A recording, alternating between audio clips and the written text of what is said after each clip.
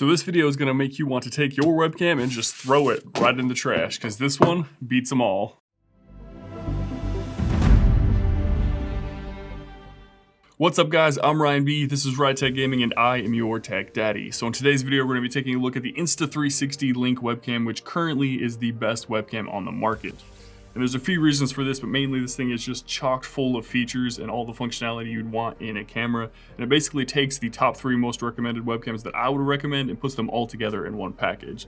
So it's got the HDR out of the Razer Kiyo Pro, it's got the AI functionality out of the OBS Spot Tiny, and of course it's got the quality out of the Elgato Facecam. So if you take all 3 of those cameras and put them together, you get the Insta360 Link camera. Now, full disclosure though, Insta360 did reach out to me to make a video review for you guys, but that's not gonna affect the review in any way. I'm gonna let you guys know the things that I dislike, and of course all the things that I do like. However, as I did just mention, this is my current favorite webcam on the market. Now, jumping into the specs and features of this camera, this thing is just fully loaded to the brim with all the specs and features you want in a camera and more. So video quality, we're looking at 4K up to 30 frames per second and 1080p up to 60 frames per second. It does have an HDR feature, which is gonna make the colors and video quality look way better than standard. It kind of gives it a more contrasty or cinematic feel to it, in my opinion. But that's only gonna work if you run the app and you turn it on via the app, and it's gonna run up to 1080p up to 30 frames per second with HDR enabled. Next up is the AI tracking in the camera, which basically watches and waits for hand gestures like this to enable or disable the tracking in the camera, and an L moving up or down to zoom in or out, which is a really cool feature that I absolutely love to play with in this camera. And next up, it has 4 different modes that you can set it to, where it's gonna basically adjust the angle that the camera sits at. So it's got the first mode, which is portrait mode, which will kind of zoom in and enable the tracking.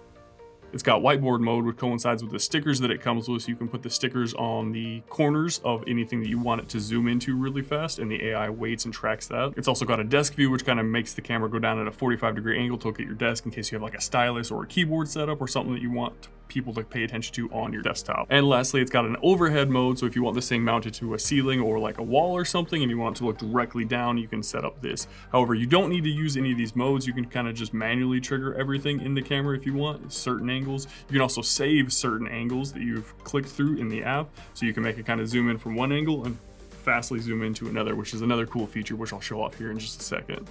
But of course, all the specs and features don't really mean anything. You guys want to see exactly how these things actually look, so let's go ahead and run that. So this here is the typical setup that I would have when running a webcam. So this is the typical like streamer setup that I have going on, and I have a main light that lights up my face and the rest of my body, and then I have some wall lights behind me, and I will turn these options to kind of get a different feel for different lighting scenarios and see how it works within changing lighting conditions. So as you can see, I turned off the main light, and now I'm going to turn off the wall lights as well to show you in low light conditions, and this thing holds up very well in low light. The only light I have going on right now is the light from my monitor itself.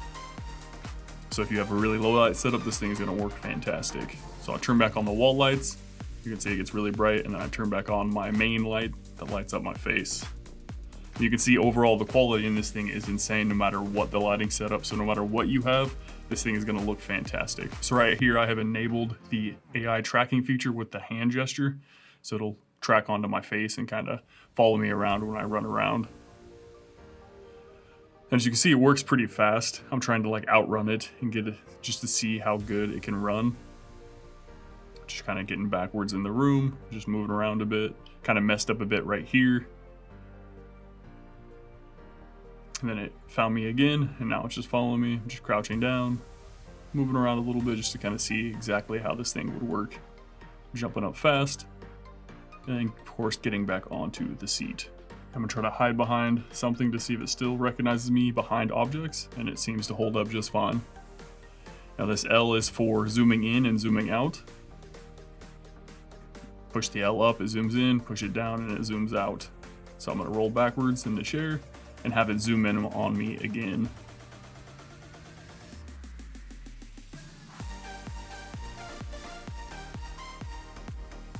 And zoom out. And now next up, I'm gonna show the HDR and on and off. So right now it is currently off, and right here it's on. So you can see a pretty big difference between the two. I'm gonna go ahead and trigger it again in just a second, but this is where HDR is on. You can definitely notice the wall lights beside me and how different they look with HDR on versus HDR off. And here it is again before and after. This is HDR off now. And again, you can notice the wall lights are definitely look a lot more blown out compared to when HDR is back to being on right here. You see, just overall, it gives it a much more cinematic look to the screen. And I actually really like the HDR feature. And I'm gonna turn off my lights just to kind of show you how the HDR looks in different lighting conditions like I did in the regular mode. Just so you guys can kind of see how it would look in very low light. It's definitely darker in low light with just my face light on, with just the wall lights on, and with the wall lights and my face light on. So that's gonna wrap up the image quality test of the Insta360 Link webcam, and in my opinion, this is one of the best looking webcams on the market, if not the best currently on the market, especially when you count in the HDR functionality out of this camera. I really love the HDR webcams because you can enable it and get a lot more cinematic feel to the video quality. Now let me know in the comment section down below, guys, if you like the HDR or if you prefer it without HDR enabled. However, if you do want to enable HDR, you do have to run the app, and the app has a whole lot of different functionality in it, so let's go ahead and check that out right now. Now jumping into the Insta360 Link controller, which is the software for this webcam, I did notice that the preview quality was not as good as running it through something like OBS, so I didn't want to show that off as the quality of the webcam. It did look better to me in OBS than it did in the preview of their own app. Not real sure why that is. Could just be a fluke in my computer or something, but I did notice that, so I didn't want to show that off as the quality. But as you can see here in the app, you have a bunch of different features that you can turn on or turn off. Like right here, I'm playing with the AI zoom feature, which you can set it to your head, your half body, or your whole body. So depending on what you want it to track or what you want it to kind of zoom more into, you can turn that on or off. So this is the tracking with the zoom feature built into it. And you can turn it off if you don't want it to zoom, but you still want it to track. And this is the difference between HDR and not HDR within the preview of the app, which, as I did mention, the quality is not as nice as running it through something like OBS or another broadcasting software. And if you go over to the gimbal control, you can manually set up and choose where you want the thing to zoom in or look at. And you can also save the preset conditions, which is another really cool feature that I like. So say if you have it set up to look at your face, you can set that to preset 1 like I just did here. And then another one, maybe zooming into your computer. So I'm gonna go zoom over to my PC, click the plus button, and then you can just zoom between the two by clicking position 1 or position 2. I really like this feature, and I'm sure you guys can see that you can do a lot of fun things with it. So definitely get in there and play with this feature. I absolutely love this. So as you can see with the software, there's a whole lot of features to enable or disable. Now the software is not required for you to run this camera. However, it does give you access to all those features in there, like the quick zooming between one position and another if you want to just kind of zoom in and zoom out, which I think is a fantastic feature. I absolutely love that. Now next up, we're going to talk about the price point of this, because this is probably the weakest point of this camera.